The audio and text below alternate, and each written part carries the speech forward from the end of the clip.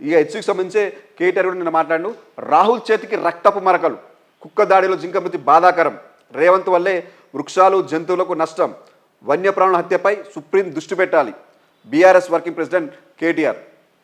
నిన్న జింక చనిపోయింది కదా, ఆ జింక కారణం రాహుల్ గాంధీకి అంటింది ఆ రక్తం. ఎందుకంటే ఈ రాహుల్ గాంధీ గారు ఇంత జరుగుతుంటే అరాచకం, హెచ్సియులో అంత అరాచకం జరుగుతున్నప్పుడు ఒక్క మాట, ఒక్క ట్వీటు మీ రాష్ట్రం సంబంధించి మీ ప్రభుత్వం అంటే మీ పార్టీ ప్రభుత్వం ఇక్కడ ఉన్నప్పుడు ఒక్క మాట చెప్పకుండా దాన్ని ఆపు కూడా ప్రయత్నం చేసి ఒక బొమ్మను చూసినట్టు చూస్తున్నారు. నాకేం సంబంధం లేదు, నేను ఓ బొమ్మని ఓ రాయిన స్థాయిలో చూస్తున్నారు. మీకేమైంది? మీ నోరు పడిపోయింది ఏమన్నా? ఏం జరుగుతుంది ఆపండి, కనుక్కోండి. అదే హెచ్సికి వచ్చి మాట్లాడారు కదా ఇదివరకు, అదే అక్కడికి రండి ఒకసారి, నిజంగా ఏం జరుగుతుంది అక్కడ. మేమనంటే రాజ్యాంగం చేతిలో పట్టుకుని తిరుగుతున్నాను కాడదు అని చెప్పుకుంది, పట్టుకుంది తేని లాభం. మీ చేతిలో రాజ్యాంగం బుక్కున్నా మీ నోరు మెదపలేకపోతున్నారు. చెప్పాలి కదా, మీ పార్టీ ఇక్కడ ప్రభుత్వం ఉంది, ఏం జరుగుతుంది, ఎందుకు జరుగుతుంది, ప్రజా వ్యతిరేక పాలన ఎందుకు కొనసాగుతుంది చూసుకోవాలి కదా. ఇటు ప్రజలకు, ఇటు స్టూడెంట్స్కి, అటు రైతులకు, అటు ఉద్యోగులకు, అన్ని వర్గాలకు సంబంధించి కూడా ఇక్కడ జరుగుతున్నది మీకు ఎందుకు కనపడలేదు, ఎందుకు నోరు మెదపడం లేదు ఆలోచించుకోవాలి మీరే. ఇలాగే జరిగితే ప్రజల్లో ఉన్న వ్యతిరేకత ఎంత ఉందో మీకు ఒకసారి వస్తే అర్థమైంది. నిరుద్యోగుల గురించి మాట్లాడినప్పుడు అశోక్ నగర్ గురించి గుర్తుకొచ్చింది కదా, ఒకసారి వెళ్తే నిజంగా ఎట్టుందో తెలుస్తుంది. హెచ్సికి వచ్చి మాట్లాడారు కదా, ఇప్పుడు వెళ్ళి చూస్తే హెచ్సి పరిస్థితి ఎట్టుందో అర్థమైంది.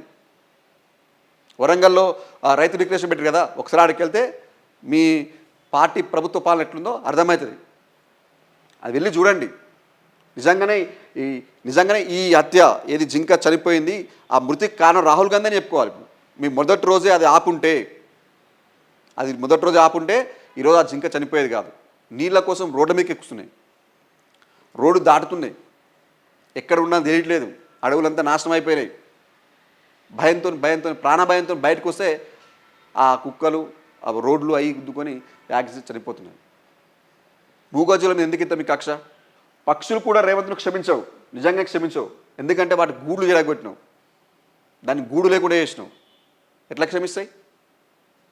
మూసి ప్రక్షాళన పేరుతోని హైడ్రా పేరుతో తీసుకొచ్చి ఈ జనం గూళ్ళు జరగొట్టి వాళ్ళకి ఇంటి లేకుండా చేసి నడి రోడ్డున పడేసారు, జనాన్ని నడి రోడ్డున పడేసారు.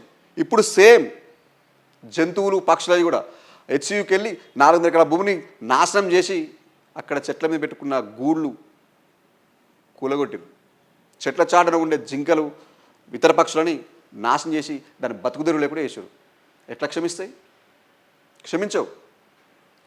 పాలనలో రేవంత్ ఫెయిల్, హైడ్రా పేరుతో ప్రజల జీవితాల నాశనం, రియల్ ఎస్టేట్ పేరుతో మూగజీవాల గోస, ప్రభుత్వ వైఫల్యాలు, ప్రజా వ్యతిరేకతను వరంగల్ సభ వేదికగా ఎండగట్టాలి, బీఆర్ఎస్ సిల్వర్ జూబ్లీని సక్సెస్ చేయాలి, సిద్దిపేట పార్టీ సన్నాహక సభలో హరీష్ రావు. పాలనలో రేవంత్ రెడ్డి ఫెయిల్ అయిపోయాడు, నిజంగానే ఫెయిల్ అయిపోయాడు. ఒక్కటంటే ఒక్కడు కూడా చక్కలేదు. ప్రతిరోజు అదే చెప్పుకుంటున్నా, చెప్పాల్సిన అవసరం లేదు. ఒక్కసారి మీరు వెనక్కి వెళ్తే మీరు ఒక్కసారి ఆలోచించుకుంటే మీకే అర్థమైంది ఏం జరుగుతుంది, పాలన నిజంగానే జరుగుతుందా లేదా అని.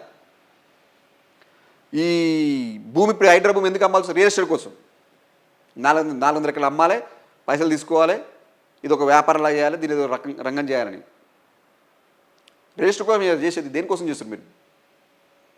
ఇప్పుడు అక్కడ కొన్ని ఇండస్ట్రీస్ తీసుకొచ్చి ఏదో డెవలప్మెంట్ చేస్తాం, హైటెక్ సిటీ 2 years అని చెప్పేసి అంటారు. ఇప్పుడు ఆల్రెడీ మనం అనుకున్నారు కదా, మీరు ఫోర్త్ సిటీ అని చెప్పి పెట్టినాం కదా, అక్కడ పెట్టండి, అక్కడే కంపెనీ తీసుకుపెట్టండి, అక్కడి వరకు వచ్చి పనిచేస్తారు కదా ఎక్కడైనా. అక్కడ ఉన్న భూమిలో పెట్టండి, ఈ అడవులు నాశనం చేయాల్సిన అవసరం ఏముంది? ఎందుకంటే ఇది మంచి సెంటర్లో ఉంది, మంచి భూమి ఉంది, అమ్మితే మస్తు పైసలు వస్తాయి, రావాల్సిన కమిషన్లు వస్తాయి.